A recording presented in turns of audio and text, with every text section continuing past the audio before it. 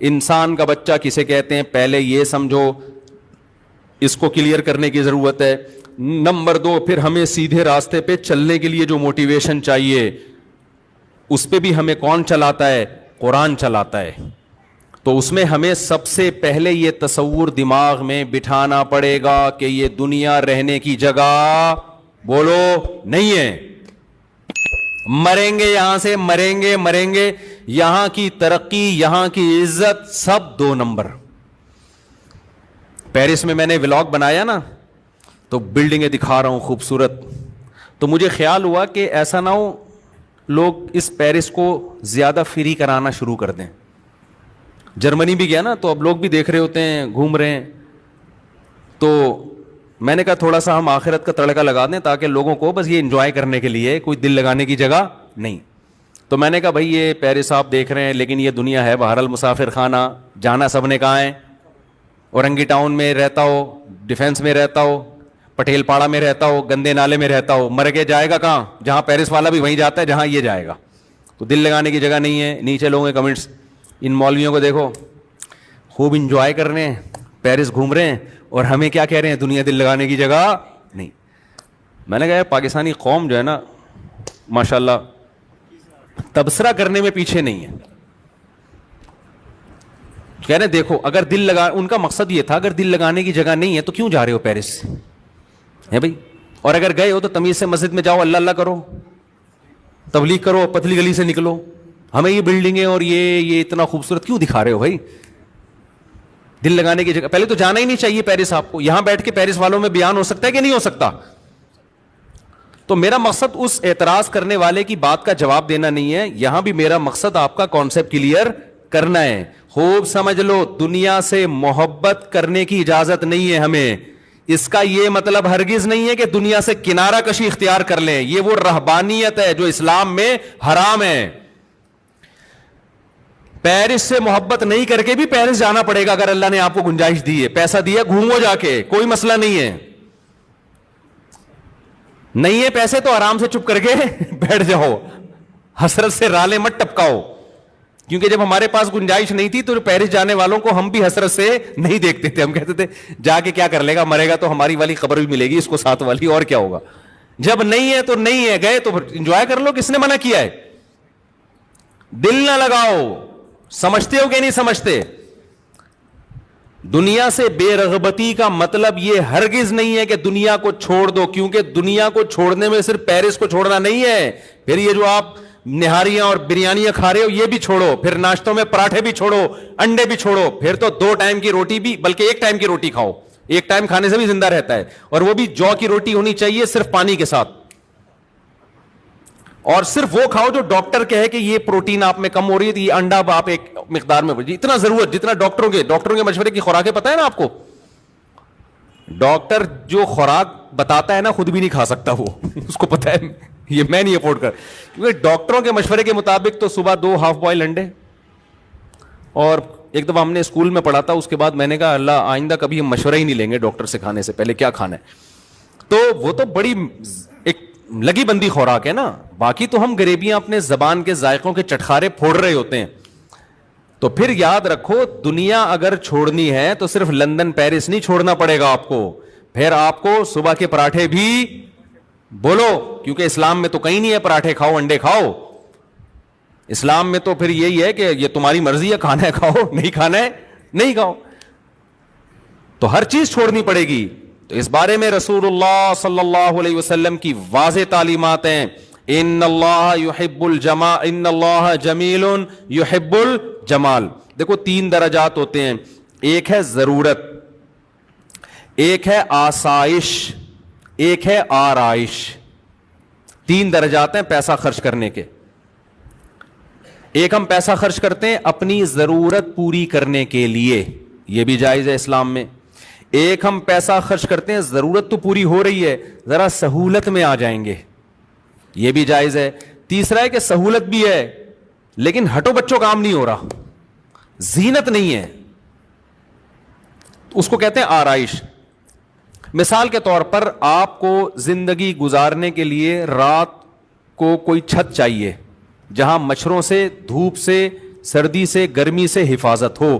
تو اگر ایک کمرے کا بھی آپ کو گھر مل گیا اور اٹیچ باتھ روم مل گیا جس میں بیماریوں کا خطرہ نہ ہو اور صاف ستھری جگہ ہو, تو آپ کی رہائش کی ضرورت پوری بولو ہو گئی. خوراک کے معاملے میں کیا ہے؟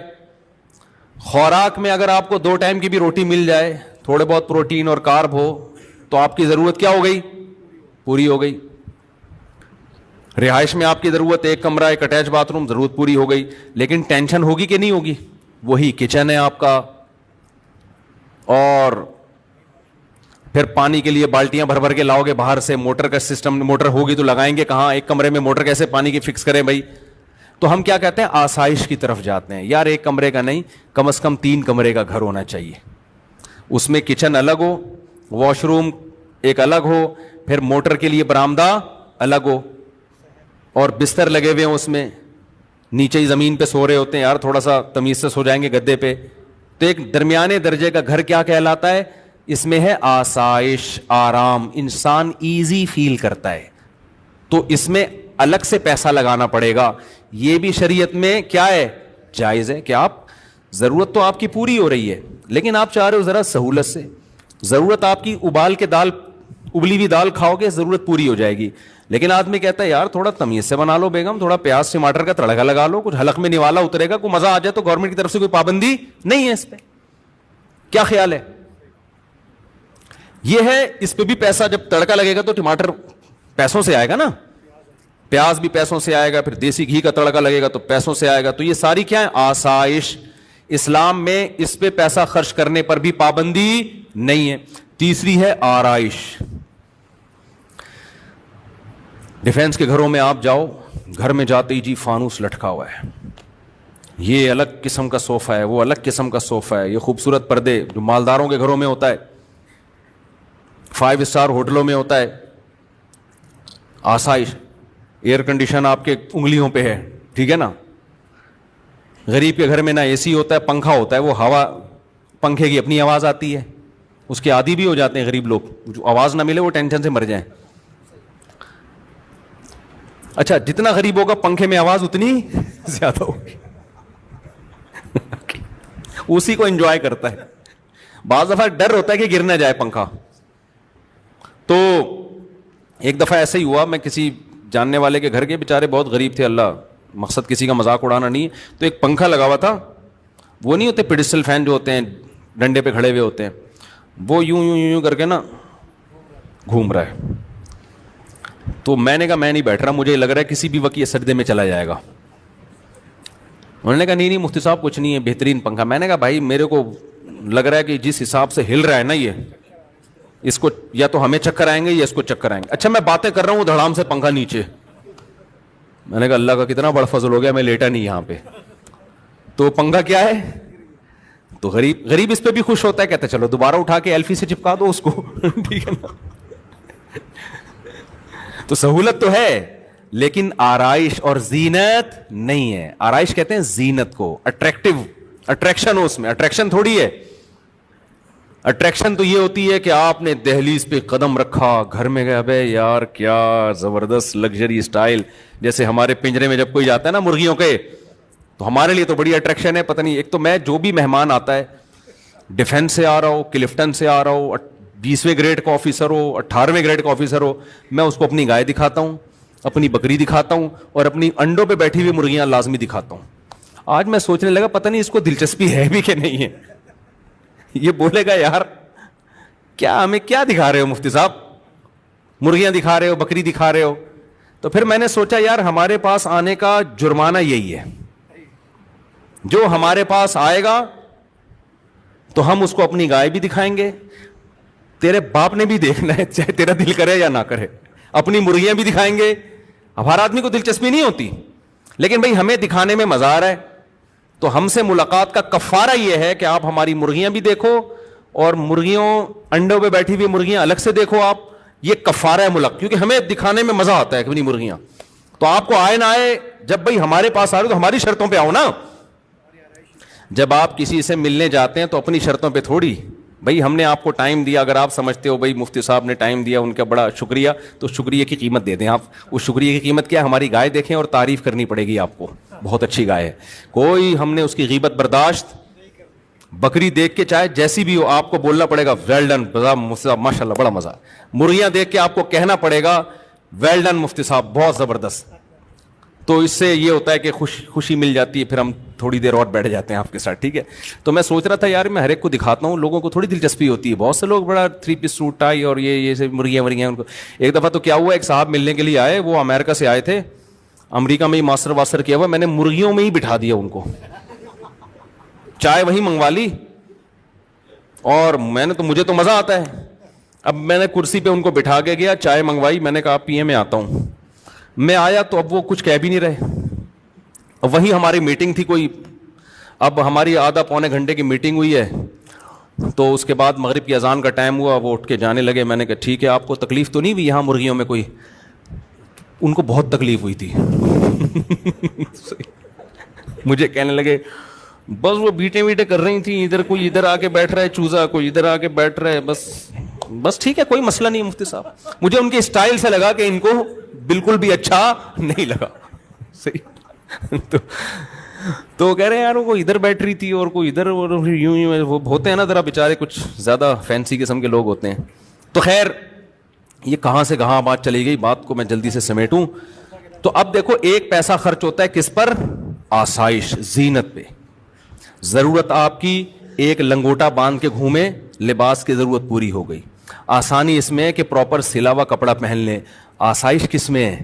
ایک دم کاٹن کلف چمکتا ہوا, یا 3 پیس سوٹ ٹائی اور ایک دم فٹ فاٹ, لوگ ملیں تو لگے یار کو مزہ آ گیا جی مل کے, خوشبو بھی بڑی اعلیٰ کوالٹی والی لگائی ہوئی ہے.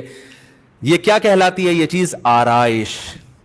گھر بڑا لگژری رکھا آپ نے, اور سارا گاڑی ضرورت آپ کی W11 سے بھی پوری ہو جاتی ہے, بلکہ پیدل بھی پوری ہو جاتی ہے.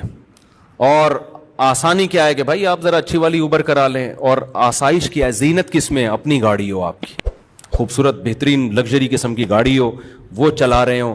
تو اسلام میں اللہ نے آپ کو ضرورت پہ پیسہ خرچ کرنے کی بھی اجازت دی, آسائش پہ پیسہ خرچ کرنے کی بھی اجازت دی, اور آرائش پہ. تو خوب سمجھ لیں, سفر میں بھی آرائش, کہ آپ گھومنے پھرنے دنیا میں کہیں جاتے ہیں, کوئی اچھی جگہ آپ کو نظر آتی ہے, آپ پہاڑوں میں چشموں میں انجوائے کرتے ہیں, تو اللہ کی طرف سے اس پہ کوئی پابندی نہیں ہے. پابندی صرف اس پر ہے کہ لائف کو انجوائے کرنے کی اجازت ہے, ان چیزوں سے دل نہ لگاؤ. دل دینا الگ چیز ہوتی ہے.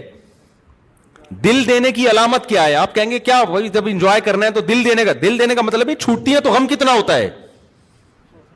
دیکھو جب آپ سفر میں جاتے ہو, کوئی ہم سفر ہوتا ہے, دل لگاتے ہو. اب یہ میرے ساتھ لاہور میں جا رہے تھے نا, یہ مجھے ملے, لاہور میں جا رہا تھا تو یہ ایئرپورٹ پہ ملے مجھے, امریکہ سے آئے ماشاءاللہ. یہ تو ایئرپورٹ پہ ہماری گپ شپ ہو گئی, دوستی ہو گئی. تو میں نے ان سے کہا کہ آپ جہاز میں میرے ساتھ ہی بیٹھ جائیے گا, لیکن ان کی سیٹ تھی پیچھے. مجھے اچھے کچھ تمیز کے آدمی لگے یہ, میں نے کہا کچھ مجھے بھی سیکھنے کا موقع ملے گا آپ سے.